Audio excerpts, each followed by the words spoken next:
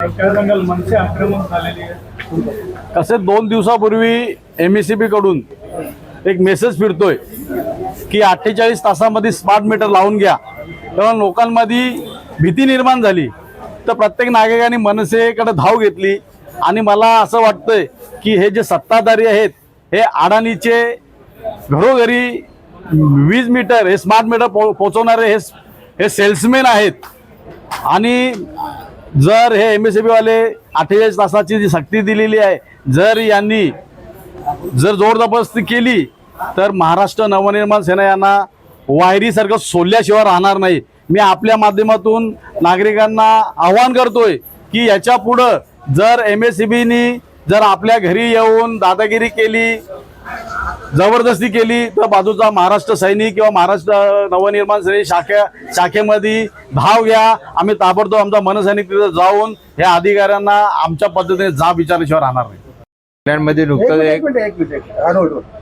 कल्याणमध्ये नुकताच एक महावितरणकडून एक संदेश मोबाईलवर पाठवला होता की बाबा जिथे जिथे कल्याण शहरात संपूर्ण 48 तासामध्ये स्मार्ट मीटर लावण्याची सक्ती नागरिकांवर केली जात होती. त्या संदर्भातल्या भरपूर तक्रारी आमच्या महाराष्ट्र नवनिर्माण सेनेकडे आल्या आणि त्या संदर्भात आम्ही आज या महावितरणच्या स्मार्ट मीटरला विरोध करण्यासाठी आज इथे आलो. आणि आम्ही एक सांगतो की जर अशा प्रकारे त्यांनी जर ही सक्ती केली तर आम्ही नागरिकांच्या बरोबरीने उतरू आणि मग ज्या कर्मचारी जिथे येतील किंवा जे स्मार्ट मीटर बदलणारी जे येतील त्यांना आम्ही तिथे आमचा महाराष्ट्र नवनिर्माण सेनेच्या नुसार चोप दिल्याशिवाय राहणार नाही.